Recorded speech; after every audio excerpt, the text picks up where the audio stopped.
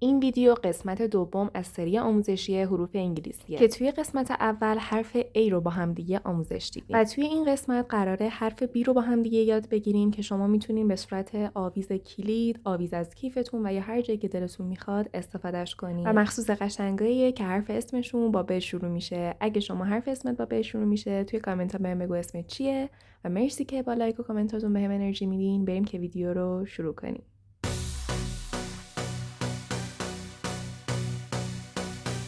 برای این بافت احتیاج داریم به تقریباً 120 عدد مهره پلاستیکی سایز 8، تقریباً 6 متر نخ ماهیگیری شماره 5 و یه حلقه زنجیر.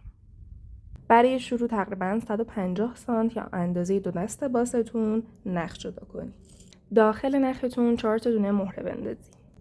به این شکل بچه تو این بافت میخوایم از بافت گرهی استفاده کنیم. برای این کار این مهره آخریتون رو بیارید سر نختون و همین نختون رو برگردونین داخل مهره. به این شکل یه حالت گره به وجود میاد. سر دیگه نخ رو بیارین و از زیر این گره رد کنین. دو انتهای نخ رو به هم بچسبونین یا به اصطلاح همسر کنین و بعد محکم بکشین. به این شکل بچه اینجا تو بافت گرهی یه گره تشکیل میشه. الان نگاه کنین اینجاست، میبینینش؟ اینجاست. شما باید این گره رو بیارین داخل مهره، یکی از سرای نختون رو بکشین و این رو وارد مهرهتون کنین که توی بافتتون پیدا نباشه. من الان گره هم داخل این مهره قرار داره. برای بافت خونه بعدی 3 تا دونه مهره بردارین، یکیشو بندازین داخل این سرنخ و یکیشو داخل اون سرنخ. به این شکل. سومیو بندازین داخل یه سرنخ، فرقی نداره کدوم، و بافت گرهی بزنین. همین نخ رو برگردونین داخل مهرتون، گره تشکیل میشه. سر دیگه نخ رو از زیر گره رد کنین، دو انتهای نخ رو به هم بچسبونین، همسر کنین و بکشین. این همسر کردن تا 3 تا خونه اول ادامه بدین. واسه اینه که نختون جدیده و اولش ثبات نداره. اگه این کارو نکنین در ادامه یه نختون خیلی کوتاه و این نختون بلند میشه. دوباره یه گره اینجا تشکیل میشه که بذارین من داخل مهرمه. نگاه کنین این شکلی اینو میکشونینش داخل مهرتون. خونه بعد رو هم دقیقا مثل همین خونه 3 تا دونه مهره برمیدارین، یکیشو داخل این سرنخ یکیشو داخل اون سرنخ میندازین و با سومی بافت گرهی میزنین. به این شکل سومی رو میندازین داخل یه سرنختون، فرقی نداره کدوم. همین نخو که الان مهره داخلش هست برمیگردونین داخل مهره، گرهتون تشکیل میشه. حالا سر دیگه نخ رو از زیر این گره وارد کنین، دو انتهای نخ رو بچسبونین به هم همسر کنین و بکشین. گره رو وارد مهرتون کنین به این شکل. و حالا بچه‌ها ادامه بافت دقیقاً مثل این 2 تا خونه آخره، 3 تا دونه مهره یکی اینور یکی اونور با سومی بافت میزنین. همین روند رو ادامه بدین. 6 تا خونه بافین، الان 3 تا خونه بافتیم، 3 تا دیگه ببافیم، بیاین خونه هفتم رو با هم ببافیم. خیلی خب بچه‌ها همونجوری که ببینین الان 1 2 3 4 5 6 تا خونه رو بافتم. الان می‌خوایم بریم سراغ آخرین خونه از این ردیفمون که 3 تا دونه مهرتون رو بردارین و اینجا هر 3 تا رو بچه‌ها بندازین یه سمت داخل یه سرنختون. اگه می‌خوایم با من ببافین خب بندازین داخل این سرنخی که من میندازم، نخ سمت چپم، و بعد بافت گرهی میزنم. بچه‌ها ممکنه وقتی که یه خونه رو بافتین گرهتون رو انداختین داخل مهرتون، حالا نختون رو که جابجا کنین این گره یکم بیاد بیرون. قبل از اینکه خونه بعدیش رو ببافین اینو دوباره وارد مهرتون کنین که دوباره توی کارتون پیدا نباشه. حالا بچه‌ها من این 3 تا دونه مهرم رو انداختم داخل این سرنخم. الان اینجا سومی رو بیارین سرنخ و بافت گرهی بزنین.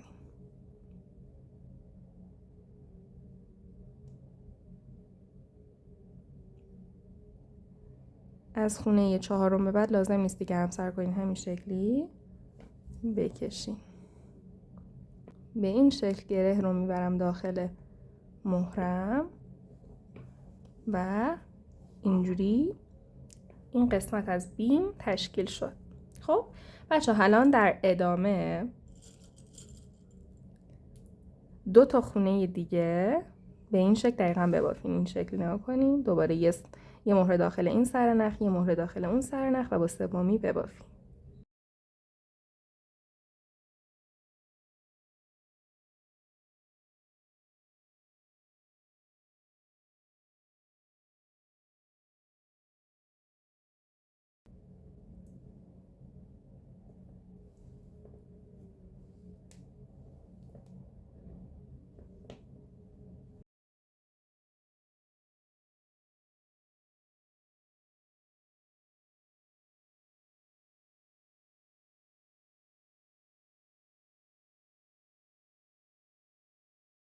خیلی خوب بچه ها، ببینین من الان اینجا 2 تا خونه به این شکل اضافه کردم.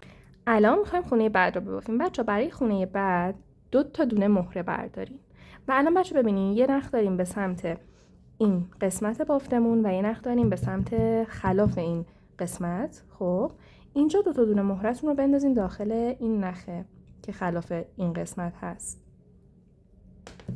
اسمش رو میذاریم نخ بالا. خب 2 تاشو بندازین داخل نخ بالاتون و بافت گرهی بزنید.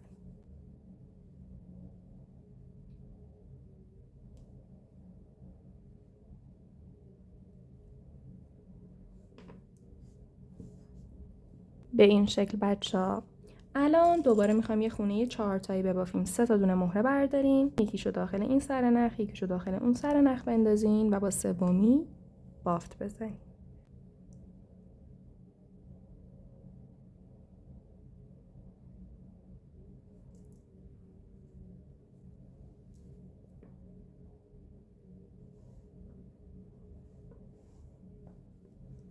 به این شکل بچه‌ها. خونه بعد یه خونه 3 تاییه. 2 تا دونه مهره برمی‌دارین.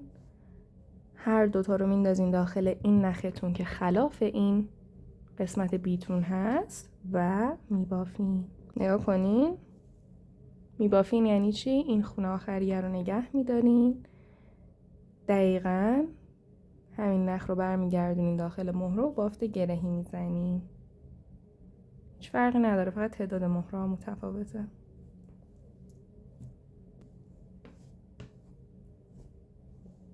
ببینید بچه ها، الان این شکلی جلوی من قرار گرفته. خونه بعد یه خونه 4 تاییه. 3 تا دونه مهره برمیدارین، یکی داخل این سرنخ، یکی داخل اون سرنخ میندازین و با سومی میبافین.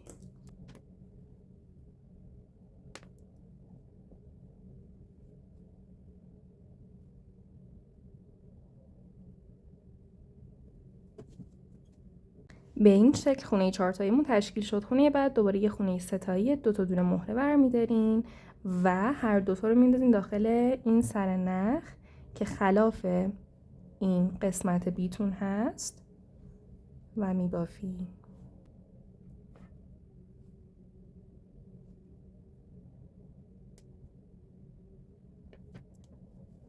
خیلی خوب، اینم از خونه 3 تاییتون. اینجا میرسیم به آخرین خونه از این تیکه. بچه‌ها اینجا یه خونه 4 تاییه، ولی خب اینجا ما 2 تا دونه مهره بردارین. یکیشو بندازین داخل این سرنخ، یکیشو بندازین داخل اون سرنخ.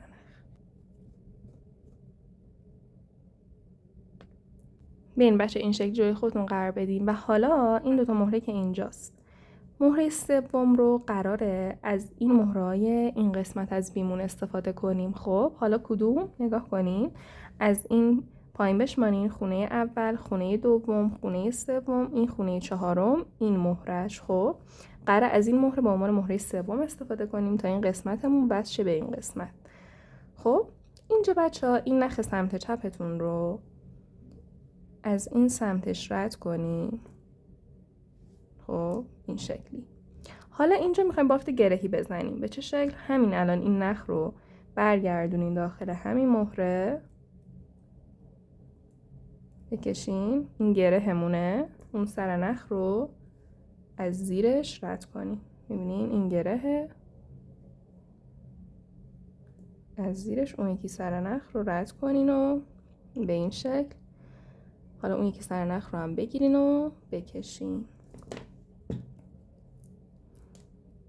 گرهتونم بذارینش داخل مهره و به این شکل.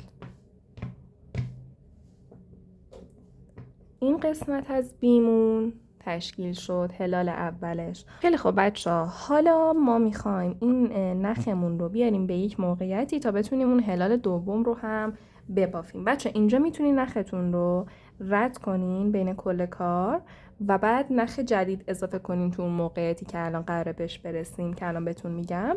ولی خب به نظرم با همین نختون هم که همون 150 سانت جدا کردیم میتونین ادامه بدین. الان ببینین بچه‌ها، بذارین من این شکلی کارم رو جلو خودم قرار دادم. ما الان داخل این مهره هستیم، هر دو سرنخ دیگه، درسته؟ اینجاییم. الان میخوایم هر دو سرنخ رو برسونیم به این مهره. خب به چه صورت؟ الان این سرنخ هم که به سمت خلاف این هلالم هست رو از این موقعیتی که بهتون میگم رد کنیم. از این مهره، از این مهره، از این مهره و در انتها از این مهره مورد نظر، از 4 تا مهره.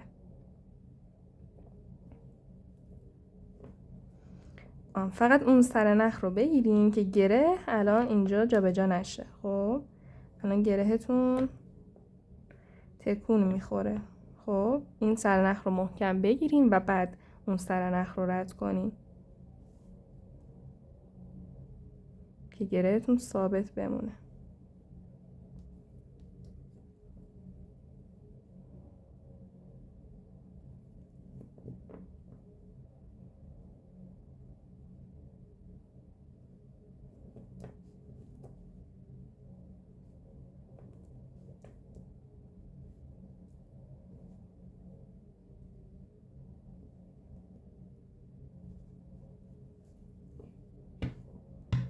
خیلی خوب، به این شکل. الان این نخمون رسید داخل این مهره مورد نظرمون. الان اون یکی سرنخ رو که به سمت هلال هست میخوایم برسونیم به این مهره مورد نظر از این مسیری که بهتون میگم، از این مهره و در انتها این مهره مورد نظر، در مجموع از 3 مهره.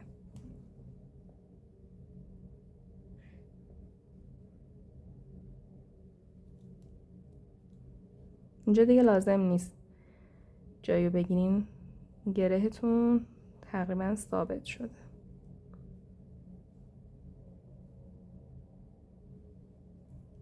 خیلی خوب، به این شکل. الان هر دو سرنخمون رسیدن به این مهره مورد نظرمون. به این شکل کارتون رو جلوی خودتون قرار بدین. بچه‌ها اگه نختون کوتاه شده بود نختون رو رد کنین همونجا. فقط یه سرنخ رو اول بگیرین، بعد اون یکی سرنخ رو رد کنین که گرهتون جابجا نشه. خب بعدش بیاین نختون رو اضافه کنین داخل این مهره. اگرم که مثل من نختون بلند بود، از همینجا مثل من جابجا کنین و شروع کنین. حالا اینجا میخوایم یه خونه 4 تایی ببافیم. 3 تا دونه مهره بردارین، یکیش داخل این سرنخ، یکیش داخل اون سرنخ و با سومی ببافین.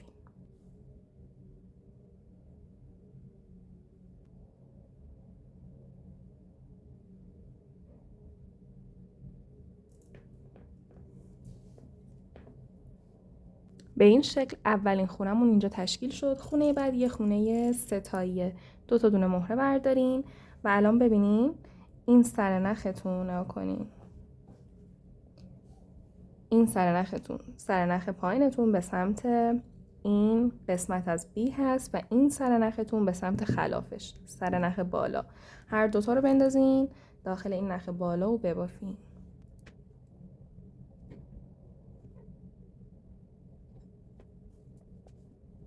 به این شکل این خونه 3 تاییمون هم تشکیل شد. خونه بعد یه خونه 4 تاییه. 3 تا دونه مهره برمی‌دارین، یکی داخل این سرنخ، یکی داخل اون سرنخ رو میبافین.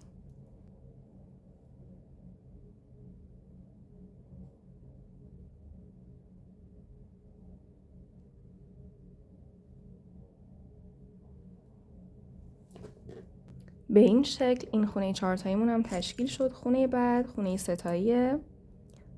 2 تا دونه مهره برمی‌دارین و هر دوتا رو میندازین داخل این سرنخ که برخلاف این قسمت هست و میبافین. به این شکل میرسیم به خونه‌های آخر. 2 تا خونه آخر خونه‌های 4 تایی هستن. اولا خونه اولی رو 3 تا دونه مهرتون رو برمی‌دارین و خونه 4 تاییتون رو میبافین.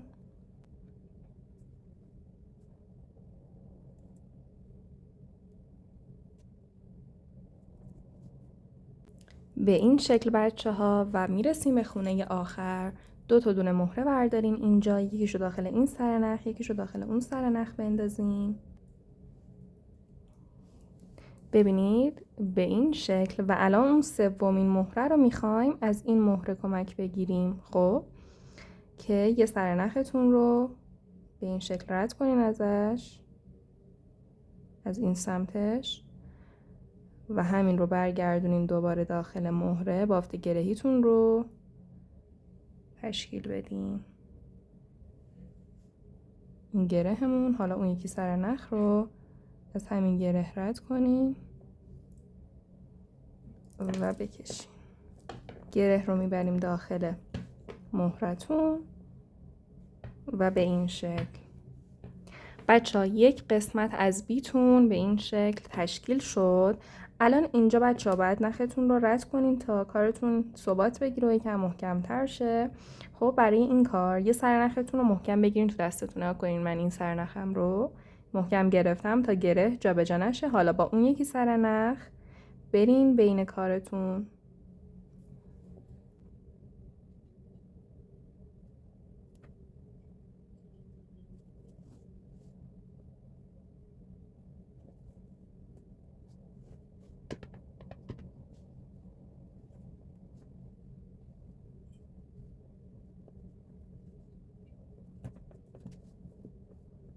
همینجوری باید هی رد کنیم تا این کارمون دیگه باز نشه و ثبات پیدا کنه.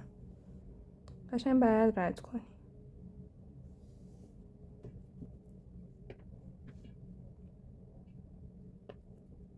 اوکی، من از اینجا شروع کردم، احتمالاً یه دور میزنم دوباره تا همینجا این سرنخ رو، و بعد اون یکی سرنخ رو هم همینجوری رد میکنم.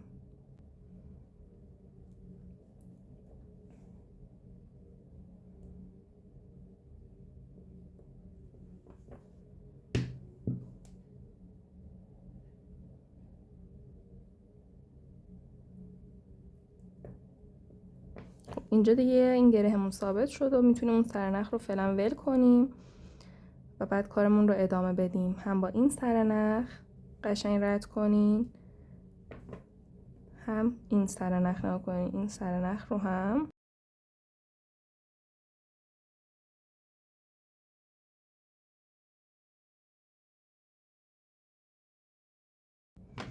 بچه همین کار رو تا اونجا ادامه بدین که این قسمت باز نشه. میبینین حالا مال من هنوز باز میشه، یعنی من باید بازم این 2 سرنخم رو رد کنم. خب من میرم رد کنم، به جایی که مورد نظرم رسید میام که بهتون بگم در ادامه چیکار کنیم. خیلی خوب، ببین بچه‌ها من نخم رو رد کردم و الان این قسمت هم دیگه باز نمیشه، این قسمت خونه آخرم.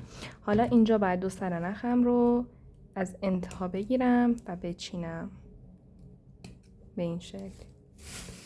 حالا بچه‌ها این قسمت که تشکیل شد دقیقاً برین یه قسمت دیگه همین شکلی ببافین، یه بی دیگه به این شکل ببافین و بیاین تا با هم دیگه ادامه بدیم.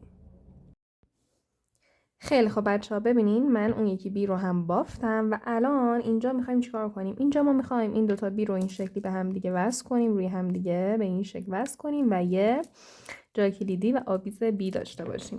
برای این کار تقریباً 150 سانت دوباره نخ جدا کنین و بچه‌ها ببینین به این شکلی که دقیقاً میگم بیاتون رو جلوتون قرار بدین و حالا از این مهره شروع می‌کنیم. نختون رو بندازین داخلش، ببرین داخل به این شکل. حالا اینجا یه دونه مهره و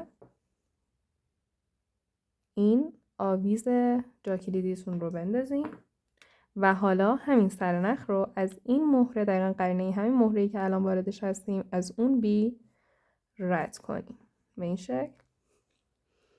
و حالا اینجا دوباره یه دونه دیگه مهره بردارین بندازین داخل یه سرنختون، فرقی نداره کدوم، و با سر دیگه نخ بافت گرهی بزنین. فقط نخ جدیده تا 3 تا خونه اول همسر کنین و بعد بکشین. ببینین همسر میکنین و میکشین به این شکل و گره رو میبریم داخل مهره. حالا ادامه میدیم. این اولین خونه از رابطمون بچه‌ها تشکیل شد. این اولین خونه است. واسه بافت خونه بعد الان ببینید بچه اینجا یه نخ سمت راست داریم، یه نخ سمت چپ. این نخ سمت راست رو از این مهره کناریش و نخ سمت چپ رو هم از مهره کناریش رد کنیم.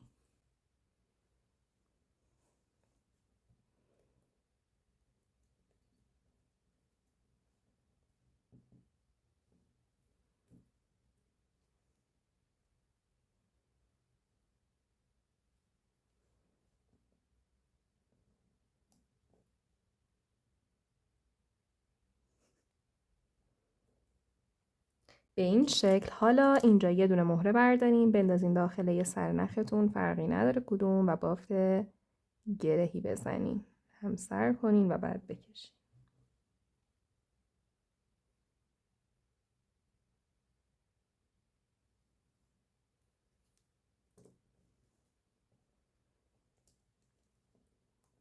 به این شکل دومی خونه از رابطمون هم تشکیل شد.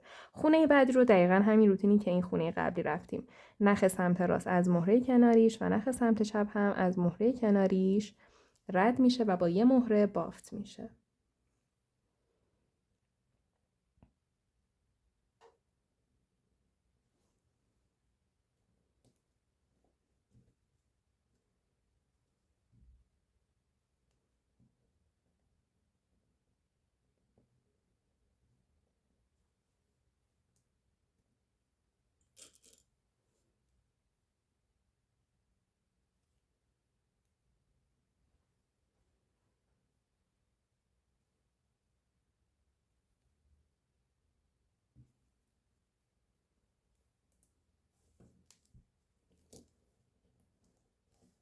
به این شکل اینم از خونه بعدی و خونه سوممون. بچه‌ها همین روال رو ادامه بدین تا برسین به این خونه آخر از این قسمت، خونه هفتمتون.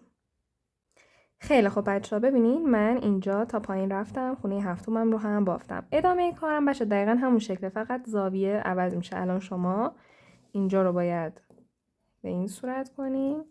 خب و حالا دقیقا همین رو ادامه بدین. نخ سمت راست از مهره کناریش، نخ سمت چپ هم از مهره کناریش رد میشه و با یه مهره بافت میشه. نگاه کنین این اون قسمت رابطه است که بافتیم که اینجای بیمون بود. ادامه هم دقیقا همون روتینه، فقط هی اینجا رو که مثلا بافتین دوباره بعد بچرخونین کارو و جلوی خودتون قرار بدین. مثلا اینجا رو هم ببافم ببینید دقیقا همونه.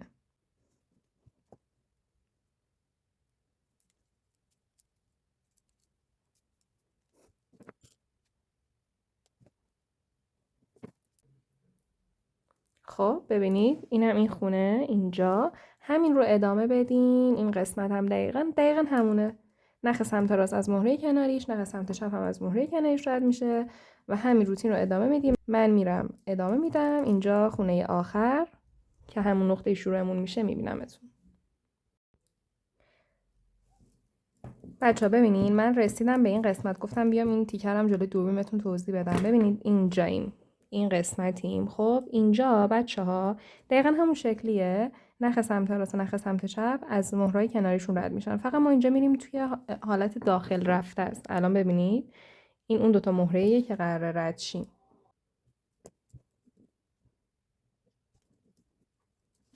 به این شکل و با یه دونه مهره میبافیم. اینجا همون فرقی نداره، فقط چون این خورده موقعیتش فرق داشت گفتم که ببینیم که هیچ تفاوتی نداره.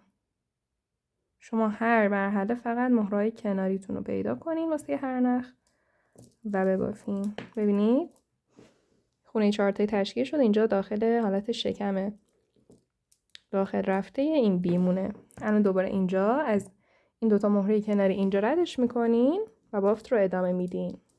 خیلی خب بچه ها ببینین من رسیدم به اینجا، تقریبا نقطه شروعمون اینجا بود. الان اینجا بچه ها این خونه رو میخوام ببافم. این بافت رو این خونه رو انجام میدم، ببینید که چه اتفاقی میفته.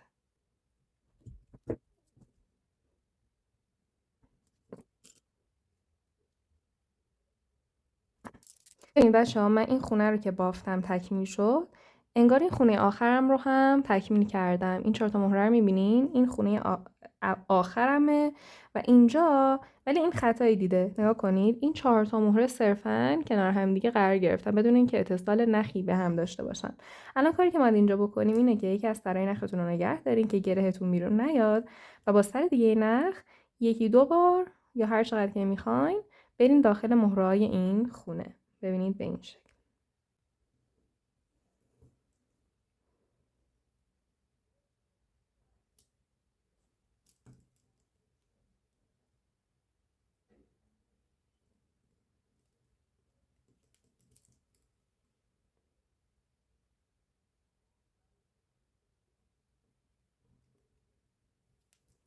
ببینید اینجا یه دور زدیم، دوباره یه بار دیگه میرم.